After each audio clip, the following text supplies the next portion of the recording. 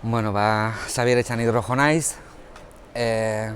trintxerpekoa, gaur egun, ja badira 20 urte Donostiako parte zarrean bizi naizela. Aekan egiten dut lan, betidanik, eta, euskara irakaslea naiz, eta hortaz aparte, idazlea. Idazlea, dagoeneko 8-9 liburu atera ditut, eta hori da nire aurkezpena.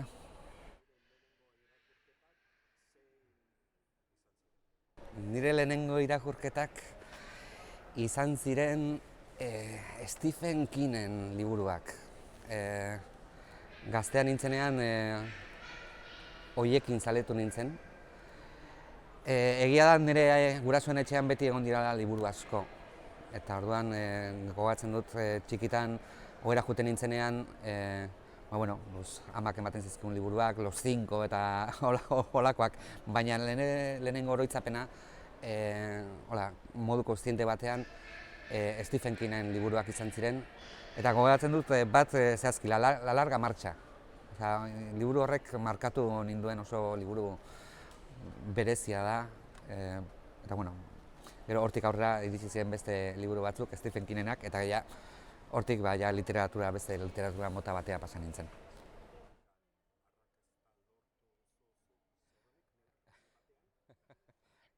Ez, baina ez da gauza bat gehiagik kezkatzen hauenak. Arrakasta neurri txiki batean ere posible da. Eta, jendeak nire liburuak irakurtzen baldin baditu eta ordu gutxi batzuk pasatzen baldin baditu gustora, niretzat hori arrakasta da. Ni badakit non nagoen mundu honetan, literaturaren mundu honetan, badakit zein den nire tokian, oso idazle onak daude eta beste batzuk ez hain onak, eta denetarik egon behar du, ez. Ez nahu kezkatzen gai horrek, eta gainera euskal literatura oso txikia da, orduan nik nire tokitxoa daukat eta horrekin pozik nago. Ez nintzen idazle bihurtu ospetsu izateko, ez naiz idazle horretarako. Ni idazle naiz, bururatzen zaizkidan historiak idazteko, ondo pasatzen dut idazten, batzutan ere sufritu ere egiten dut, baina oso ondo pasatzen dut, eta horretarako badakit nire merkatua zein den, eta gustora egiten dudan gauza bat, baina arrakasta lortzeak, beti gustatzen zaigu kritika onak jasotzea eta gure lanak oihartzuna izatea, baina ez nauk kezkatzen.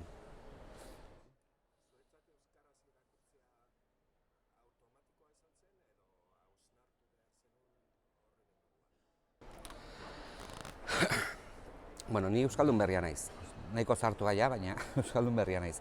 Hau da, nik nire ikasketa guztiak egin dituen gazteleraz, institutura joan nintzen, gazteleraz, eta momentu batean, nik uste dut 16-17 urtekin erabaki bat hartu nuen, eta ni euskaldun sentitzen nintzen, baina ez nekin euskeraz, orduan joan nintzen euskaltegira. Eta nahiko azkar euskaldun du nintzen, eta nire prozesua izan zen, dut esango eredugarria, baina bai sartu nintzen buru belarri eta 3 urtetan lortu nuen. Eta handik urte betera edo 2 urtera euskaltegian hasi nintzen lan egiten, irakasle.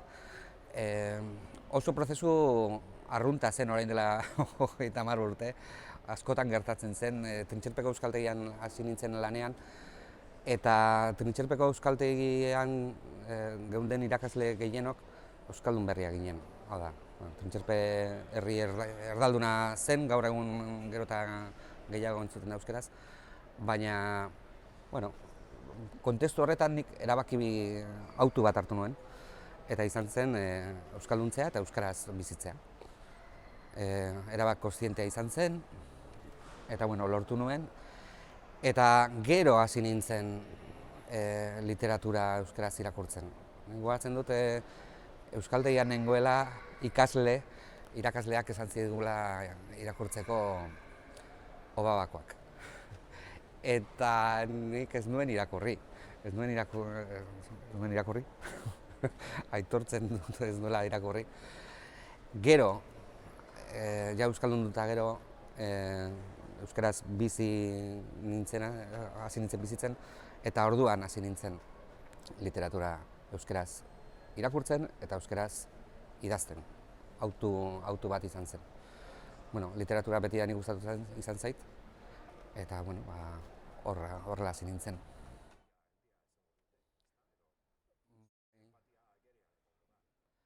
Bai. Gainera batzuk txundituta geratzen dira, nola da posible ez euskaldun berria izatea? Bueno, bai, euskaldun berria naiz, baina lehen esan dudan bezala nahiko zarra. Orduan, txundituta geratzen dira eta ikusten dute prozesua egitea posible dela. Hau da, eta gainera jende askok egin du, zorionez, Euskal Herrian jende askok egin du prozesu bera. Posible da, baina bueno, behar dira baldintza onak, egokiak, gogoa behar da, lan egin behar da. Bueno, beraiek ikusi dute, nire ikasleek ikusten dute, niregan prozesu hori posible dela. Eta alde hortatik, bueno, beraientzat hori oso ona da. Ze gainera, euskalduntze prozesuak, bueno, denak ezberdinak dira, ez? Eta bueno, bakoitzak berea egin behar du. Ikusten baldin baduzu, parean, zurekin klasean dagoen pertsona horrek lortu duela, orduan horrek laguntzen du.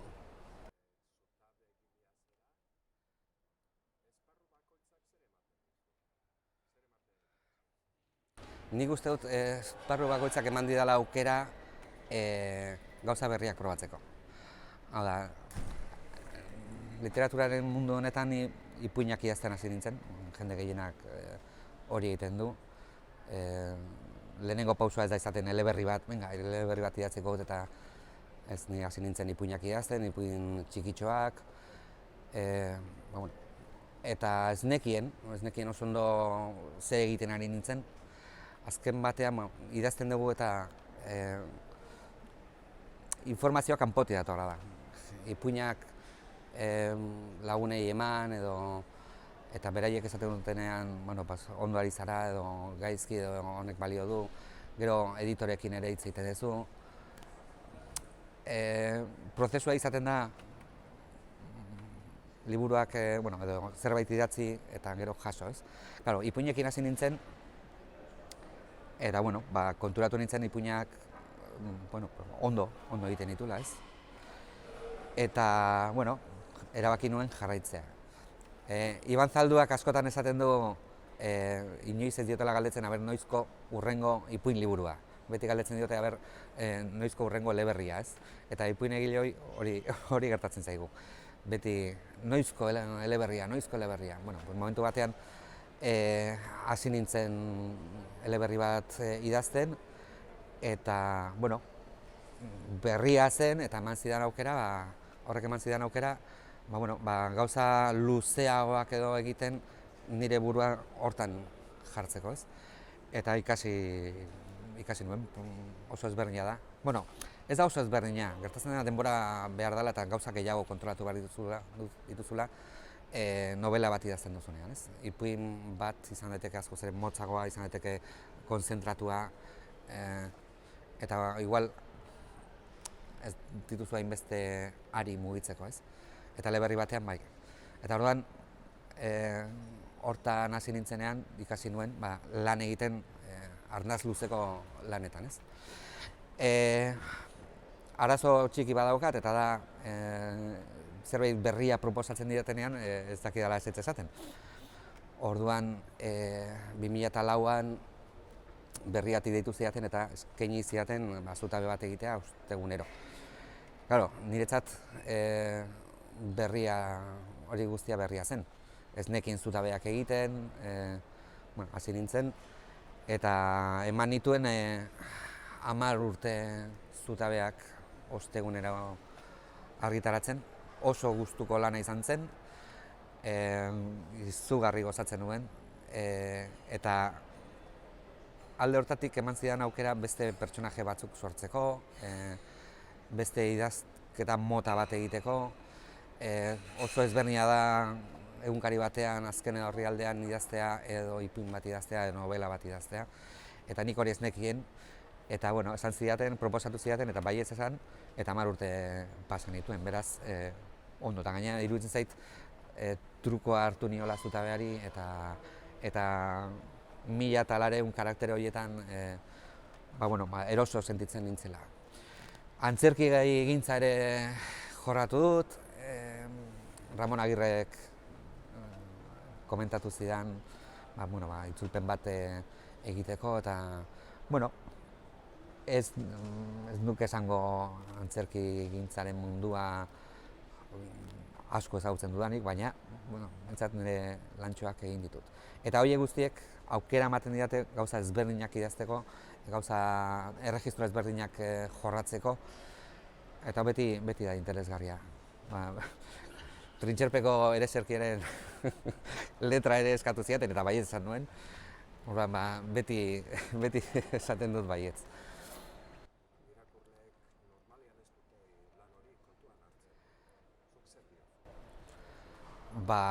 Sekulako lana egiten dutela editorek. Beldur pixkate bat ematen dute, ze azken batean beraiek erabakitzen guk idazten dugunean zerbait beraiei bidali, eta orduan zain gauden bitartean beti gaude apur bat urduri. Baina gero oso lan potoloa egiten dute eta ez da ikusten. Eta oso eskertzekoa da, ze beraiek ikusten dute guk ikusten ez duguna. Batzutan somatzen duzu, ez? Zure burua ikusten duzu eta testua irakurri eta konturatzen zara, igual falta zerbait edo ez. Baina beraiek askoz ere argiago ikusten dute eta kanpotik ikusten dute. Eta oso eskertzekoa da.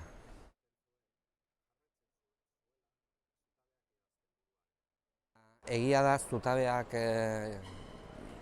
idazten dituzunean egun osoa pasatzen duzula adi. Egun osoa inoiz ez dakizulako nondik etorriko den hurrengo zutabea, ez? Eta oso polita da, batzutan ere nekagarria da, baina oso polita da adi egote hori beharrezkoa da. Eta orduan, edozein gauzari ematen diozu zutabe itxura eta hau erabil dezaket, hau modu honetan erabiliko nuke. Orain ez dute egiten, baina bolada batez hasieran kostatu zitzaidan, eta gaina saiatu nintzen zutabeak idazten blog batean, baina ez nuen lortu. Pixkat deskonektatu nuen, baina egia da. Zutabek behartzen zaituzte adi, bizi modua beti adi.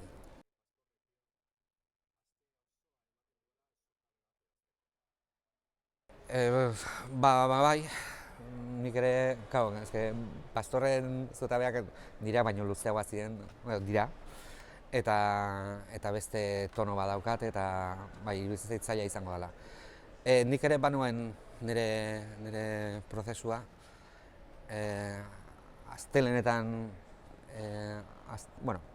nik ostegunetan argitaratzen dituen zutabeak, beraz asteazken arratsaldean bidaltzen dituen berrirara. Eta hor bukatzen zen.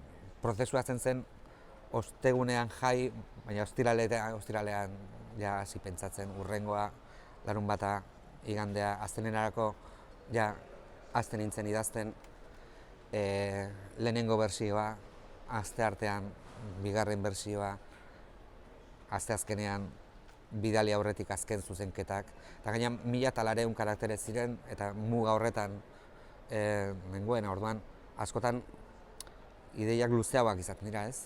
Orduan kendu behar dituzu hitzak, neurtu, komak, oso prozesu bukaeran asteazkenekoa izaten zen hori, kendu, jarri, hitz bat aldatu, karaktereak neurtu, Baina ni astelehenetan hasten nintzen eta asteazkenetan bukatu. Eta ostiraletan jazten nintzen berriro pentsatzen horretan.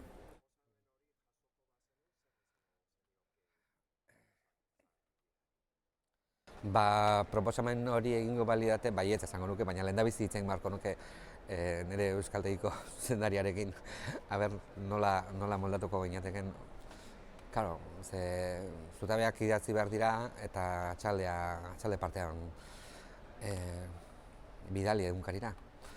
Orduan, lehendabizi baimena eskatu beharko nioken nire zuzendariari. Eta, aber, berarekin negoziatu nola egin.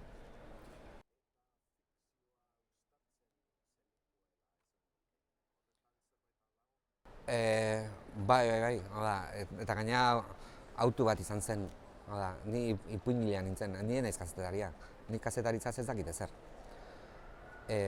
Orduan, idazle naizen aldetik, erabaki nuen egitea fikzioa. Askotan iritziak ematen dituen, baina fikzioaren bidetik.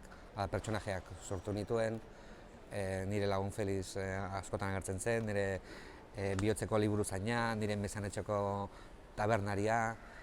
Hau da, hoien bidez jorratzen dituen nik iritziak.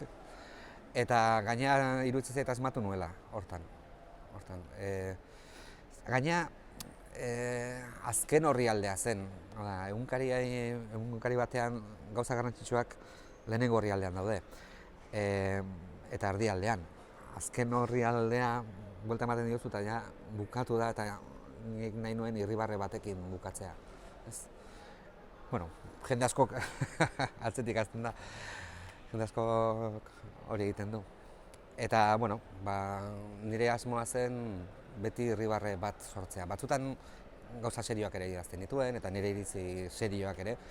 Baina, bueno, nik biak uztartzen saiatzen nintzen.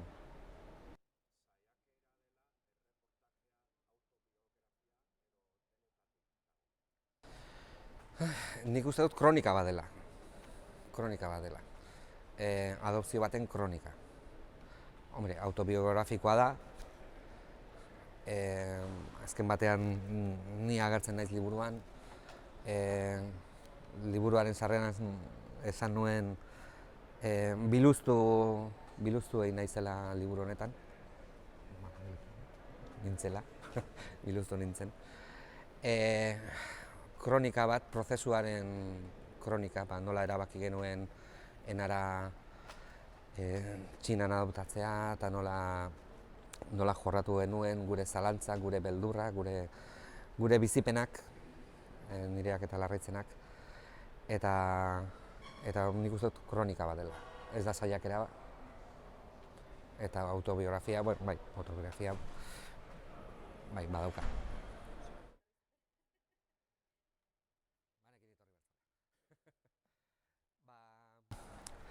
Bai, esan kontatu ziguten edo, bueno, bidaia Txinara joan ginen Donostiako 3 familia eta Galiziako beste familia bat eta Orioko bat. Eta, bueno, claro, idazlea ni naiz, nik argitaratu nuen liburua, beraiek irakurri zutenean esan zidaten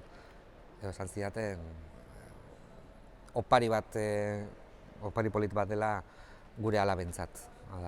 Enararentzat eta gero gurekin batea etorri ziren beste neskentzat opari polit bat zela. Gero egunen batean irakurriko dute eta ikusiko dute zein izan zen beraien prozesua edo antzeko zerbait. Enararentzat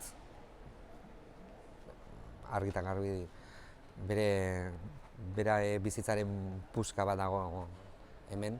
Berak ezagutu ez duena eta nik idatzi nuen berak ezagutzeko parte hori ez, berak ezagutzen ez zuena. Azken batean gu hasi ginen adopzio prozesua orain dela urte asko, bera jaio zen, Txinako umezurtz etxe batean egon zen lehenengo 9 hilabeteak, eta hor hutsune bat dago berentzat. Eta orduan nik uste dut liburu honek hutsune hori betetzen duela. Edo behintzat horretarako idatzi nuen nik, betetzeko.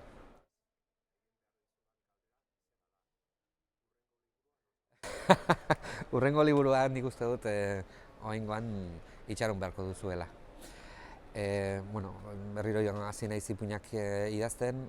Beti ditut gauzak buruan, ideiak eta proiektuak eta gertatzen dena eguneroko bizitzak denbora gutxi uzten digula, ez? Eta orduan, askotan esan dut udako idazlea naizela, udan idazten dudalako, oporretan. Bueno, proiektuak baditut.